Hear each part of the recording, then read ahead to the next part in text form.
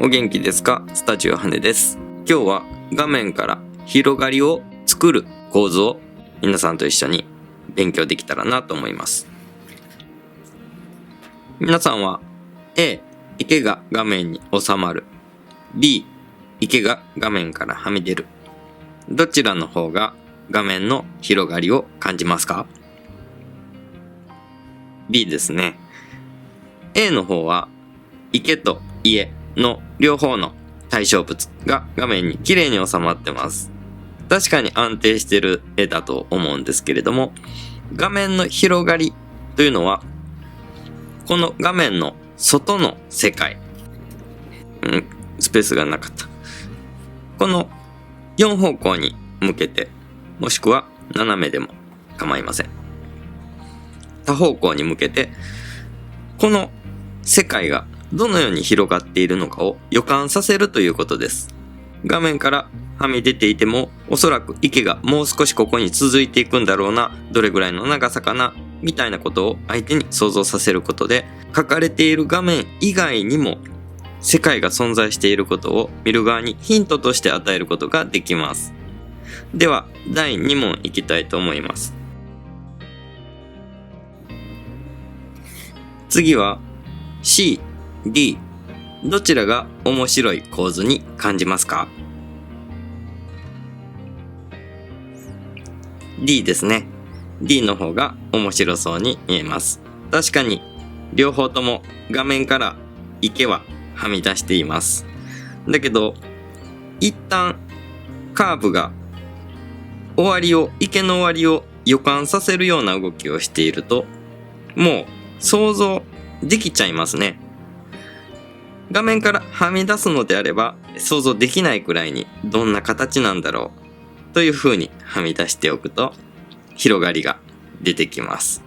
それともう一点、画面の中をジグザグというエネルギーを走らせました。このエネルギーがあるのとないのとではまた見え方が変わってきます。面白い構図に感じるというのは、画面の中にエネルギーが存在していると考えると分かりやすいかなと思います。今日はこの後もう一つ、外で風景をスケッチするときにこうすれば楽ですよというのも一緒に伝えたいかなと思います。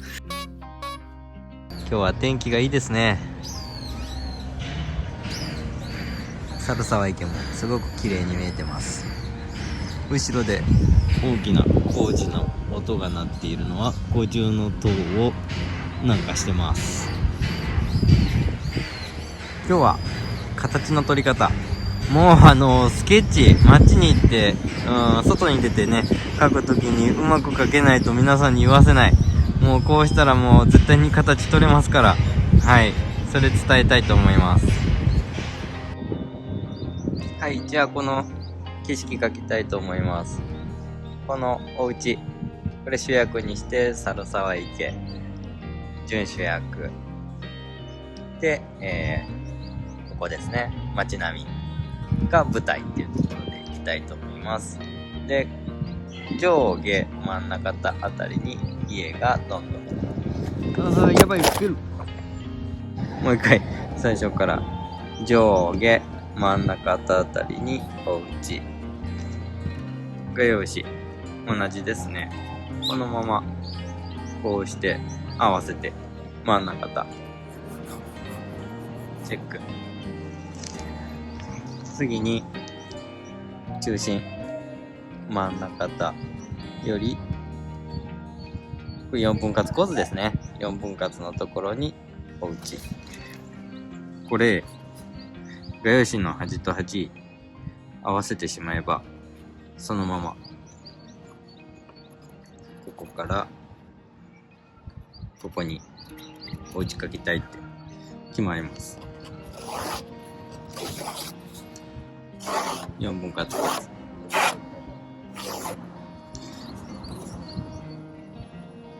半分のところ、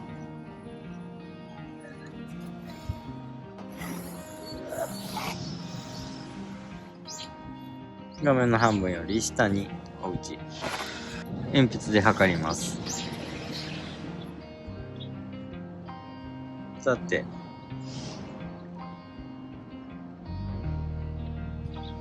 横1、この縦の一番長い軸のところを取って、でそれを寝かします。それよりも少し長いから、絵の中でも半分よりも下あたり、そしてここら辺にお家、長さ的にはちょっと面長狙っていきます。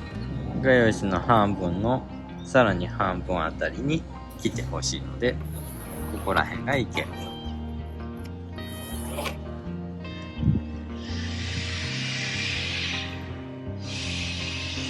半分より真ん中と、半分の半分よりも真ん中とあたりの近くに流れる、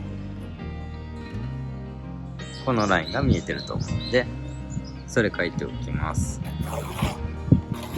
いしょ。半分の半分のさらに半分、道が始まります。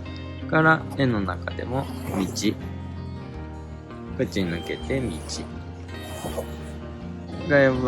画面の半分のあたりに家が見えてます。これがちょうど半分よりもちょっと上あたり、半分よりもちょっと上あたりに画面の真ん中とあたりにお家見えてます。その下にここら辺に道が走ってるので、ちっちゃい小屋、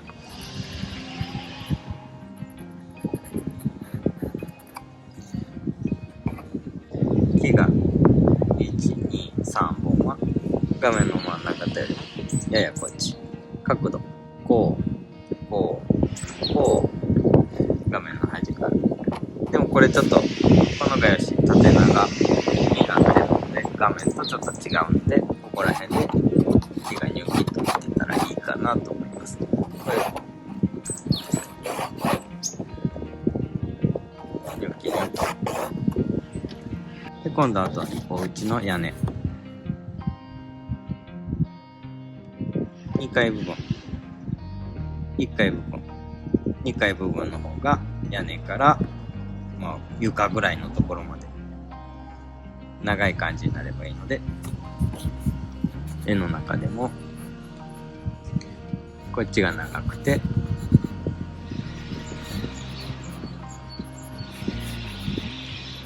こっちが短い、この長さがない状態で地面になればいいかなと思います。そしてだいたいこんな感じに測っていけば、ざっくりと形状を取っていけれると思うし、大きな狂いがなく描けてると思います。はい、一緒ですね。大体ピタ、こうやって測ったらね、すごく簡単なので本当にやってほしいです。では着彩していきましょう。今回は色幅、中間色と明度の高い色を2つ特徴的に作っていきたいなと思います。家の屋根が特徴的な緑色をしているので、その色も再現してワンポイントになればと思います。最初に自分が作る仕上がりのイメージを作ってから描くととてもいい練習になるので、皆さんも心がけてみてください。